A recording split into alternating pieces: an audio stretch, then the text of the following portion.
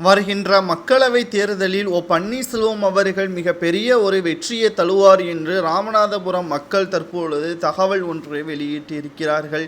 கருத்து கணிப்பின் முடிவில் நிச்சயமாக 5 ஓபிஎஸ் சுயேட்சையாக போட்டியிட்டாலும் புரட்சித் தலைவர் ஜெயலலிதா அவர்களது உண்மையான விசுவாசியாகவும் அரசியல் வாரிசாகவும் இருக்கக்கூடிய பன்னீர்செல்வம் அவர்களுக்குத்தான் எங்களது ஓட்டுக்கள் என்றும் ராமநாதபுரம் மக்கள் கூறுகின்ற ஒவ்வொரு வார்த்தைகளும் எடப்பாடி பழனிசாமிற்கு மரண அடியாகத்தான் விழும் என்றும் கூறப்படுகிறது.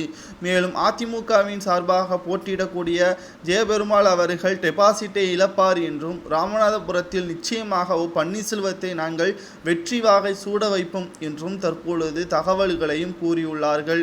இந்த நிலையில்தான் கருத்து கணிப்பின் முடிவுகள் ராமநாதபுரத்தில் 5 லட்சத்திற்கும் மேற்பட்ட ஓட்டுக்களை பெற்று பன்னீர்செல்வம் அவர்கள் டெபாசிட்டே அதிமுகவின் வேட்பாளர்களையும் மேலும் திமுகவின் வேட்பாளரையும் டெபாசிட் இழக்க வைக்கக்கூடிய வகையில் பன்னீர்செல்வம் அவர்கள் செய்வார் என்றும் கூறப்படுகிறது.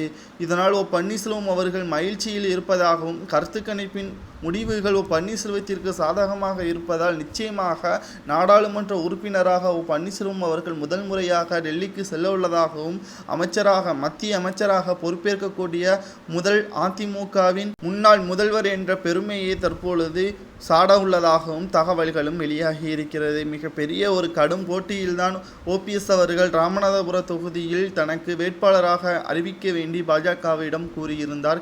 கூட்டணி முடிவுகள் பன்னீர்செல்வத்திற்கு சாதகமாக இருந்தாலும் எடப்பாடி பழனிசாமி ஓபிஎஸ் என்ற பெயரில் 5 வேட்பாளர்களை களத்தில் இறங்கியிருக்கிறார். ஆனால் அனைத்தையும் வெற்றி கொண்டு நிச்சயமாக இந்த தேர்தலில் மிகப்பெரிய அளவில் பேசும் பொருளாக ஓபிஎஸ் அவர்களின் வெற்றி அமையும் என்றும் கூறப்படுகிறது.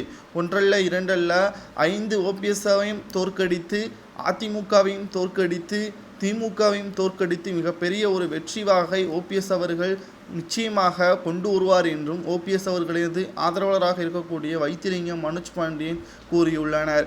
மேலும் இரட்டை இலை சின்னத்தை எங்களுக்கு தராமல் இருக்கக்கூடிய பட்சத்தில் இரட்டை இலை சின்னத்தை எடப்பாடி பழனிசாமி தரப்பினருக்கு ஒதுக்கக்கூடாது என்றும், ஏனென்றால் ஒருங்கிணைப்பாளர் இணை ஒருங்கிணைப்பாளர் என்ற இருவரும் கையெழுத்து இருந்தால் மட்டும்தான் வேட்பாளர்களிடம் இரட்டை இலை சின்னத்தை ஒதுக்க முடியும் என்று 2019ஆம் ஆண்டிலேயே நாங்கள் பத்திரம் மூலமாக உறுதி செய்துவிட்டோம்.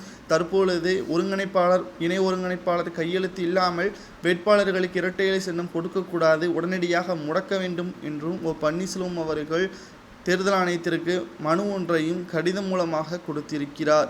அனைத்தையும் எடப்பாடி பழனிசாமி அவர்களுக்கு மிகப்பெரிய ஒரு பாதிப்பாக அமையக்கூடிய நிலையில் என்ன செய்வதென்று தெரியாமல் சுயேட்சை வேட்பாளர்களை வாபஸ் பெற செய்யலாமா என்றும் தற்பொழுது ஆலோசனை நடத்தி வருகிறார் எடப்பாடி பழனிசாமி அவர்கள்.